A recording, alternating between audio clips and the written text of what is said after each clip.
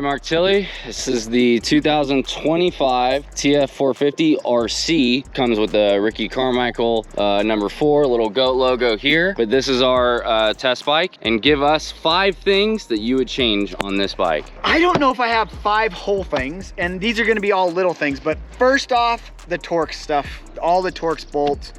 You got to know before you buy one of these, you need a set of Torx. I don't know if I'd change all of the bolts to regular ones. I like what KTM does when they have Torx and regular ones, but definitely on stuff that you torque down a lot or move a lot, I would change, like on the bars, on the actual mounting of the bars. And it's just a personal thing for me is I feel like I'm not as familiar with Torx stuff, and I don't think that there's a lot of people in the United States that are crazy familiar with it, but it just seems like there's 5 different sizes that will fit the same head, and they're all a little bit loose. They never really, and if you're really torquing down on something, I just feel like I strip them, like, and it's a little bit of anxiety. So I would change key areas like the bar mounts. I would change those to like a 10mm or whatever. All the stuff up here I would change. I kind of put the Torx as like similar to a Phillips head screwdriver.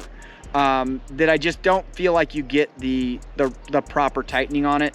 Rear sprocket, for the kind of the power delivery, I think it comes with a 48 right now. I tried a 50. It kind of gives you that grunt right off bottom. If you're not looking for that, you can go to a 49. When it comes to that kind of stuff, you know, the mapping is a little soft. There's not a huge difference between the 2 maps. You have on the one map, you have a kind of a standard setting, and then the other one you have a full-on setting that they call the Carmichael setting. Not a huge difference between the two. You can tell the difference, but not a huge difference between the two. So I would say maybe a little bit more aggressive mapping if you're one of those people that like that kind of stuff. The seat cover is definitely, after riding it for a long time, you can kind of feel it on the back end. It does rub it a little bit raw. If you want to keep the standard look to the seat cover, Seat Concepts has come out with some OEM look seat covers that are a gripper style without the rib that's in it. I don't know how you would change this. Map button right here, like, they're kind of raised, and I find myself, especially riding it off-road, not as much on the track, but I find myself bumping up against these things, and they're really easy to kind of make it go into it. So for some reason, I kept hitting the quick shift, and I'm not sure why, but then you start going into that next turn or that next straightaway, and for me, the quick shift kind of hesitates a little bit. Some people love it, but that's one thing that I haven't figured out how we would change it, but that's something to be aware of before you start doing stuff. If the bike starts acting a little weird and it's just out of the blue, you might check these because you might have put on traction control or, you know, the launch control thing or something, quick shift. Like I said, I keep hitting the quick shift for some reason. The other thing that I did right away, and I'm going back and forth, is bringing the fork or sliding the fork down to get a little bit more like right in here. I usually run my stuff more flush. This makes it a little bit quicker turning, so if you're looking for that quicker turning kind of feel, then that part's pretty good, but I want a little bit more stability. But other than that, I mean, the bike's pretty solid.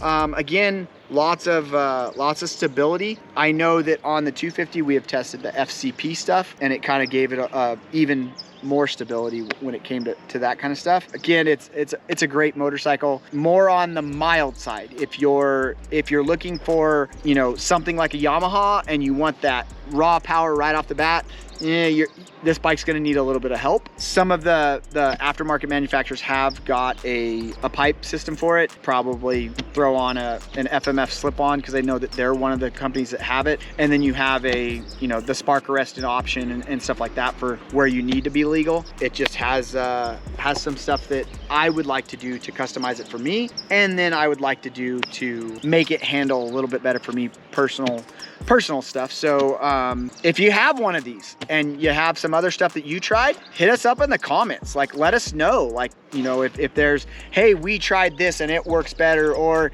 if you think we don't know what we're talking about, let us know that too. Like, it's always a work in progress, especially with a new motorcycle. I've only ridden it a couple times, but that's just the stuff that stands out to me right away. And you might have something different, and if it's something that we can try, I mean, we're all about trying it and trying to get what we think out there, and kind of going from there. So if you got more time on your hands, you want to see more stuff like this, we try to do a 5 things with a lot of the bikes that we're getting, especially ones that people might not be familiar with. Hit that subscribe button, because then it'll keep you up to date on what we're doing, and make sure that you check out dirtbikemagazine.com for all the latest off-road moto industry news. And if you got a little bit more time on your hands right now and you want to watch more of these types of videos, hit that video thumbnail.